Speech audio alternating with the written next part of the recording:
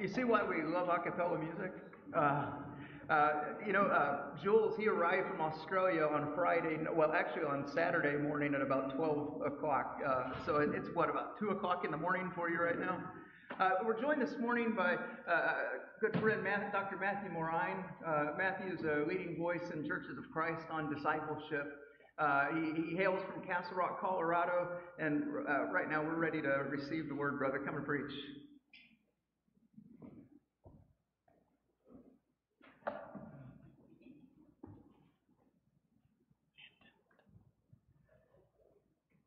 I was invited to go down to Texas with the preacher family from Nova Scotia, and she said to me it would be a free trip to Texas.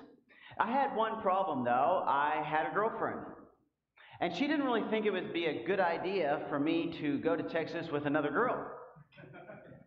So I called up my girlfriend, and I said, Natasha, would like for me to come to Texas with her. I will be down there for about a month.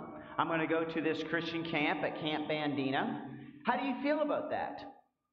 She said to me, it's me or the trip to Texas. Well, I realized at about 19 years old, I could get another girlfriend, but another trip to Texas probably wasn't going to happen.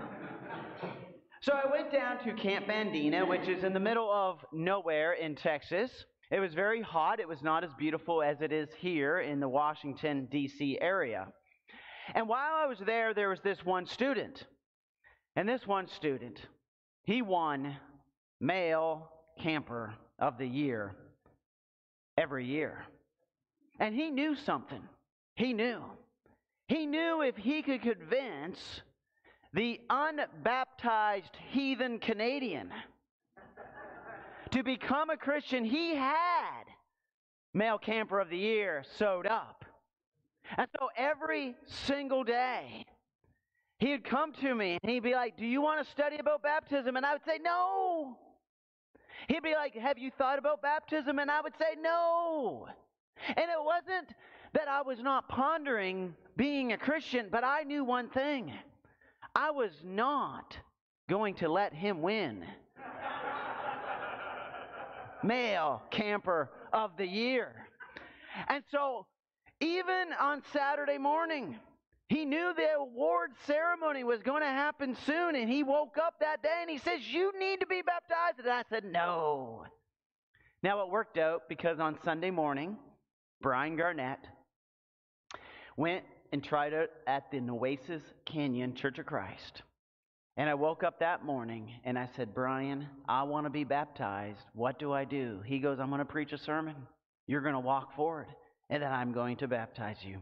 I got saved, he got the job, and I am here today. It is truly an honor to be here today. Jules, you are an amazing worship leader. Jordan. I call him Jordy, and so I got confused because I get dyslexic. You have been nothing but gracious and kind, and it has been so wonderful for your hospitality. Thank you. I got to also see Civil War stuff, which was absolutely fantastic. I'm an American citizen who grew up in Canada. I've been an American citizen for less than a year now, and I am truly happy to be here in this wonderful area. Thank you for having me. Thank you for this invitation. Now, my bad camp experience causes us to halt good evangelism because none of us want to be icky. None of us want to be awkward. And some of our evangelism strategies in the past has been kind of paint by number. Here's this Bible study, here's the verses, and you just go through it. But it really wasn't a way of making people feel connected to us. And I want to look at the woman at the well and Jesus and see some principles of evangelism. Let's look at this. John chapter 4, verse 5 to 7. And so he came to the city of Samaria called Sychar, near the parcel of ground that Jacob gave to his son Joseph.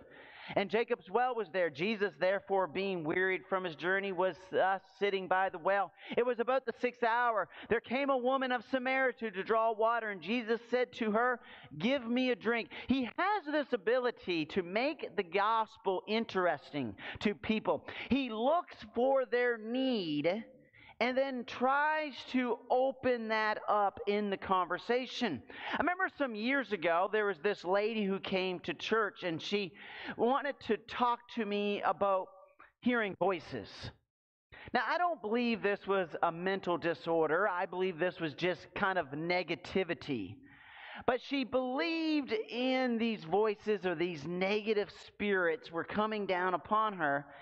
And I asked her, well, what were you doing about that?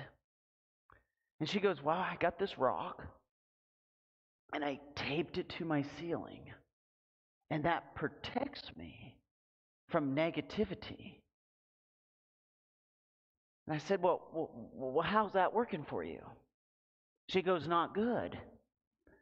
I said, well, would you like to learn about a way to protect you from this negativity in your life? And she goes, yes.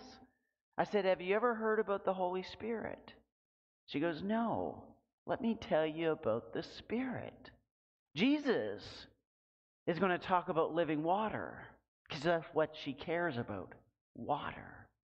I wanted to talk about the Spirit because she cared about her spirit. We got to start to learn to connect with people for where they're at and not show up in evangelism or in discipleship with a pre-packaged plan. So this is what he does. The Samaritan woman therefore said to him, how is it that you, being a Jew, ask me for a drink, since I am a Samaritan woman? For Jews have no dealings with Samaritans. He's actually able to talk to people that they don't believe would talk to. But when it comes to evangelism in our culture, I really had this sad moment in my life. I realized that everybody who talks about evangelism talks about the Samaritan woman. And then I realized I'm that person. I felt bad about myself. And then I sat there and I thought to myself, why is it that every time some speaker comes and talks about evangelism, they want to talk about the Samaritan woman? And I sat there not listening to the speaker that came to Castle Rock to talk about evangelism. And I sat there forever and I reflected on, why did I do this? He was doing such a bad job with it, doing the same old thing. And I was like, that's me. And so I wanted to reflect, why did I do it? And I came up with this.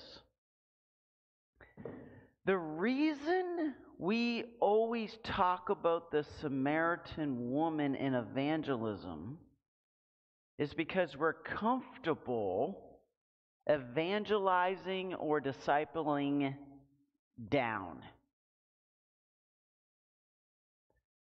We're very comfortable in telling others of the gospel when we are making socioeconomic decisions.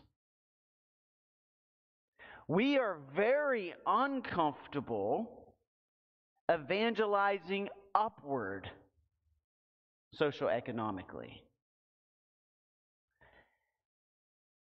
We enjoy and we're much more willing to help people that we consider to be of, and I don't want to say this, but this is how people put it, of a lower socioeconomic class. We will have coat drives and food pantries, but we don't know how to evangelize upward. And this is why we're comfortable in Samaritan woman evangelism. But have you ever thought about how to evangelize Cornelius? Now, I live in Castle Rock, Colorado. I know this is a very wealthy county. Castle Rock is a very wealthy place. I live in Douglas County. It's the 5th richest county in America. Everybody is what we call a super county. Everybody makes about $150,000 plus, and they all have master's degrees. We are in a very affluent area. Well, if I'm the preacher and I am to do evangelism, I have to evangelize up. Hence, I'm a preacher. I only have one way to go, and that is up. And so I wanted to come up with, and I wanted to think through a model. How do we reach people who are affluent. And so I thought about the Bible, and it's Cornelius.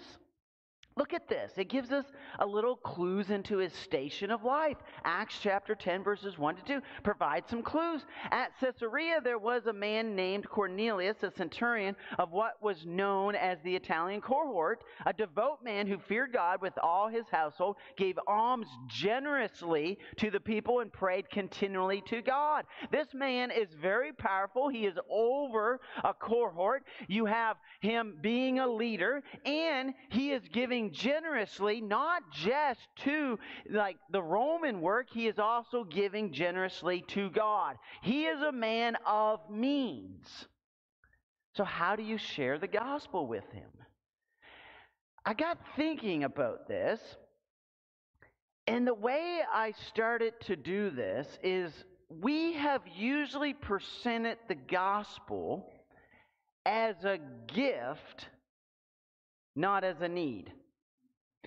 So what I mean by this is that a lot of times when we approach people, we approach to them as they are in a position of neediness. You need the gospel. And we almost attach it to benevolent concerns. Let us do for you. Let us help you. We are the strong. They are the weak. We want to bless them. We may bless them materially. We may want to bless them spiritually. But we kind of position ourselves in this relationship as the ones in power. The ones that are above. Now, if you go to somebody who is leading a major corporation, they may be a CFO, a CEO, or they may be some vice president, they are sitting back thinking, you know what? I don't really do this. I'm used to being in the position of power. So how do you open that door? What I do is ask for money. I'm a tennis coach. And I always have, especially the girls, it is just what it is, but they can't win a tennis match if they think the other team looks cuter than them.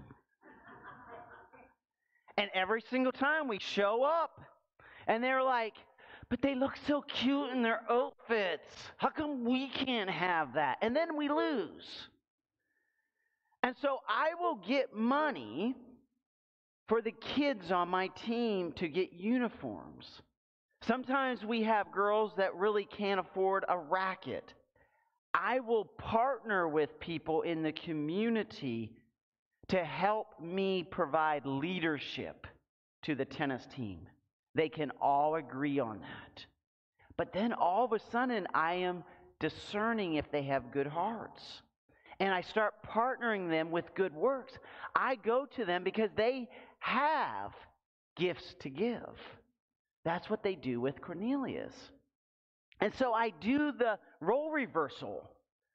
I place myself in the position of neediness. They get to be in the position of power. But a lot of our evangelism has been, we have been in the position of power, and they are in need. And so I flip that around and I ask for a gift. That's how I open the door. But back to the Samaritan woman. But look at what Jesus does in this case, and this will work even with wealthy people or non-wealthy people, because this is a human condition now. Jesus answered and said to her, if you knew the gift of God and who it is who says to you, give me a drink, he would have asked him, and he would have given you living water. She said to him, sir, I have nothing to draw with, and the well is deep. When then did you get this living water? He told her, go, call your husband, come back, and I have no husband. She replied, and Jesus said to her, you are right when you say you have no husband. The fact is you have had 5 husbands, and the man now you have is not your husband. What you have just said is quite true, sir. The woman said, I can see that you are a prophet. Now Jesus is busting through this dynamic of shame. So everybody, when you talk to them, about the gospel, when you talk to them about discipleship, there is going to be something that wells up in them, and it is a wall. And if you don't deal with that wall, you will never break through. You can't talk about spiritual things without the idea of shame rising up. They may not say it explicitly, they may not come out with it, but they are thinking shame. And so he does this, and the problem, though, is we have a lot of preconceived ideas about people. So when we look at this Samaritan woman, is she a sinner? Has she sinned, or has she been sinned against? Do you look at her and say, 5 husbands? Whew. She has made some poor decisions. But really, the reality of it is, she has no empowerment back in this day. She has been put away, or her husbands have died, and now the man that she is living with won't marry her. She has no control over her scenario. Maybe they have divorced her, or they have died, but you know one thing for sure, she has hurt. She has gone through pain. And that shame, though, is not going to allow you to continue further in the conversation. And if your heart in evangelism is one of condemnation, like if you look at somebody and be like, oh man, you sinner, you need Jesus, and they sense an ounce of judgment in your heart, they're going to cut you off. But if you have a heart of compassion for them, like you care about them, they will be open to it. So this is why I came up with this idea of tell your story. We don't give facts, we tell your story. And so the storytell is the aim approach. First of all, you be authentic. Then you create interest, and you talk about how God has made a difference in your life. Whatever you do, don't be this person.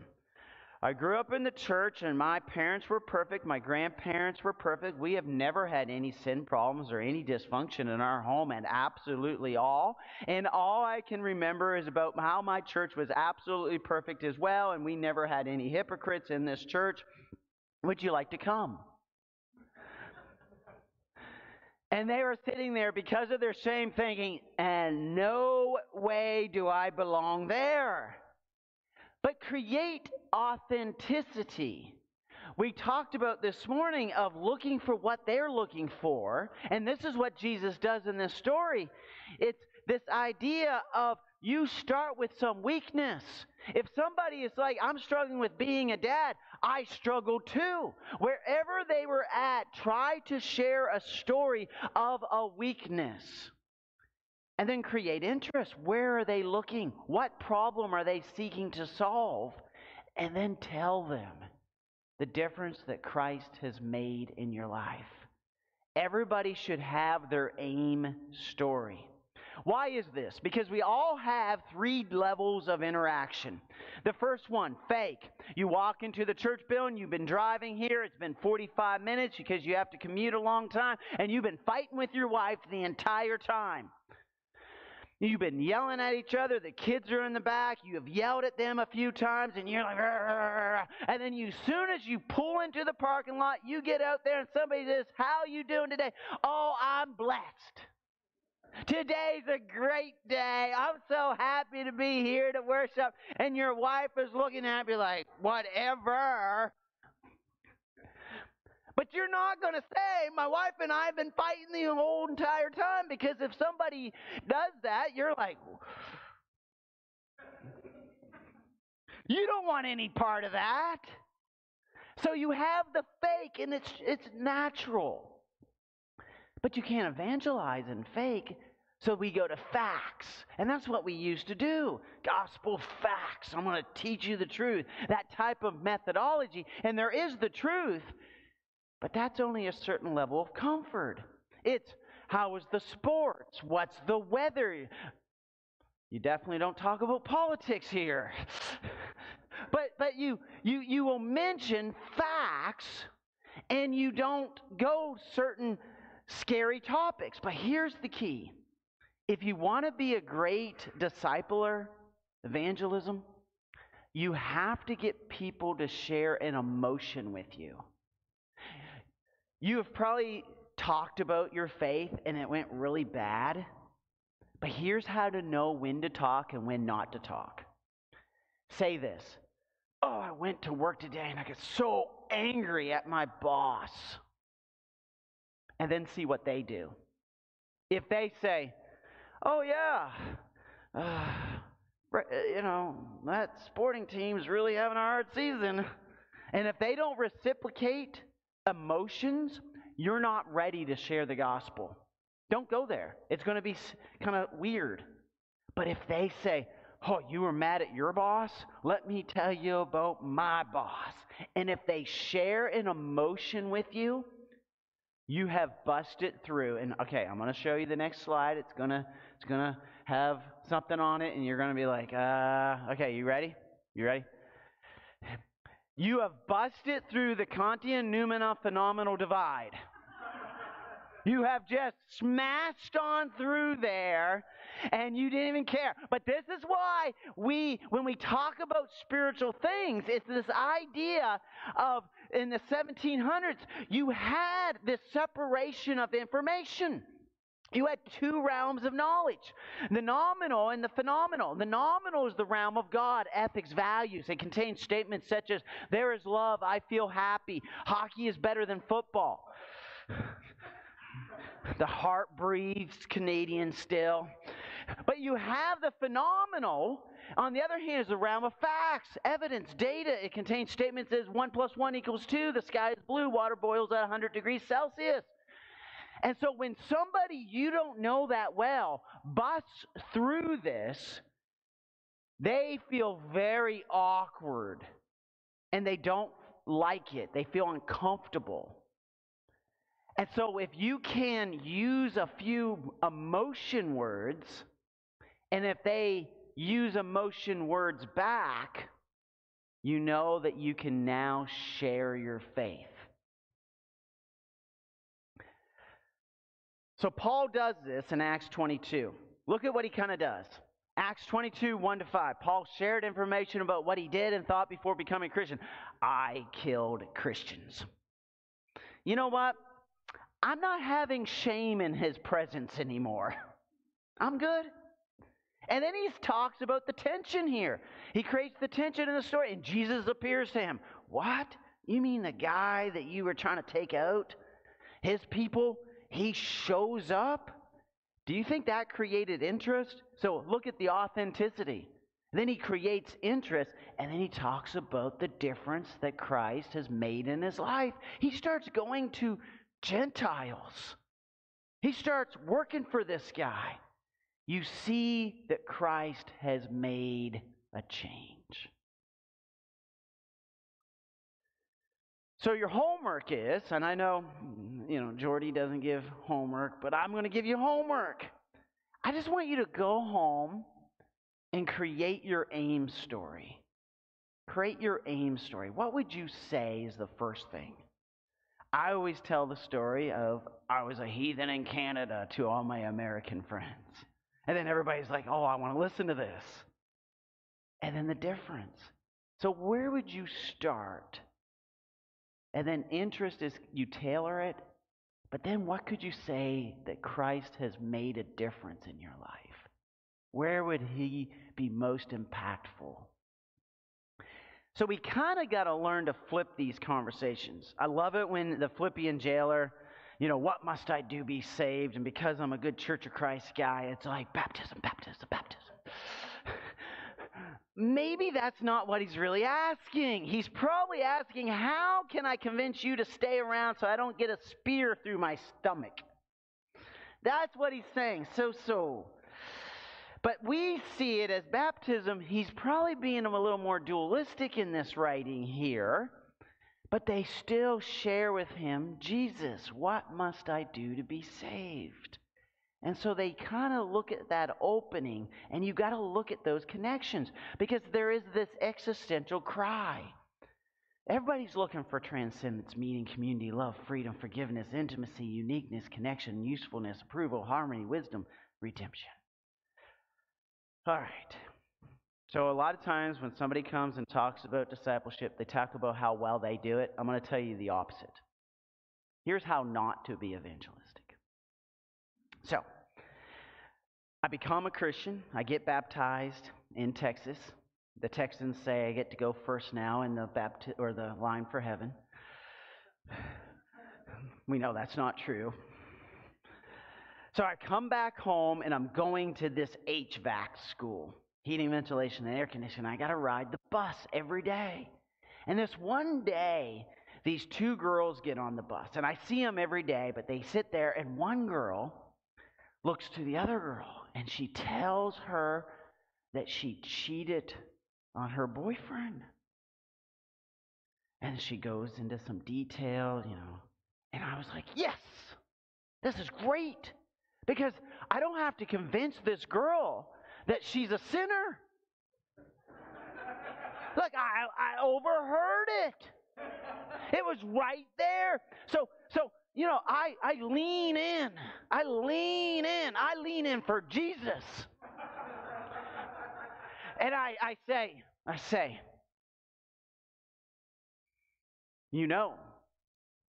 fornication is a sin. Do you know that most non-Christians don't know what fornication means? So I had to define it. So I explained it. And I gave them a good talking to. I let them know that was wrong. But then that afternoon, this never happened. I would always see those two girls every morning, but in the afternoon, one of the girls got on the bus, not the fornicator, the friend. And I was like, the fornicator probably has a hard heart, but the friend is going to be receptive. And this is Nova Scotia, Canada. We got the Halifax Harbor right there. When we got on that bus, I just expected her to pull that thing, ding, ding, ding, ding. There is water. Let's do this. And she comes and she sits right in front of me and turns around. And, it's game time. I'm ready to go. And she leans in and she goes, that was the most arrogant thing I've ever seen in my life. Who do you think you are? And she chews me out. It didn't go very well. So we had no baptismal story at the end of that, and there's no happiness.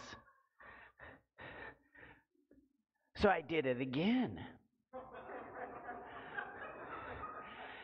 So I was down in Texas going to preaching training school, and I'm home, and I see my friend Sean, and Sean sees me, and I'm with my mom, and Sean's like, where have you been? I said, I've been down in Texas. He goes, what are you doing in Texas? I said, I'm going to preaching training school. He said, be quiet. He didn't really say be quiet, but that's what I have to say to you all. And I said, yeah, I'm going to be a preacher now. I'm down in Dallas, Fort Worth. I'm learning to be a preacher. I'm a Christian. He said, be quiet again, even after I told him I was going to be a Christian. Well, my mom's standing next to me, and I'm trying to convince him. I'm like, Sean, I'm going to be a preacher. And in fact, I'm going to preach Sunday morning at the Kentville Church of Christ. You need to come. And he said, be quiet to me again. So I looked at him and I said, Sean, you need to come to church because you're a heathen. My mother was mortified. My parents were not Christians at that time. And my mother is like, oh no, he's down there at this cult. And he's home calling his friends heathens. And so Sean looks at me. And I was like, Sean, you need to come, you heathen. And I knew he was a heathen because I was with him. I was with him. And my mom scolds me, Matthew, quit calling your friends heathens. Who do you think you are? I was like, Mom, he is a heathen. And then Sean's like, corrects my mom. He goes, no, I am a heathen. Like, truth is the truth. And on Sunday morning, he showed up. He still will kind of follow me on Facebook. But what was the difference between the girls and Sean? What was the one thing that made the difference? Because I was not kind to both. What was the difference? Relationship. You know, one time I gave this talk to a congregation in Texas, and one lady yelled out, because you were a heathen too.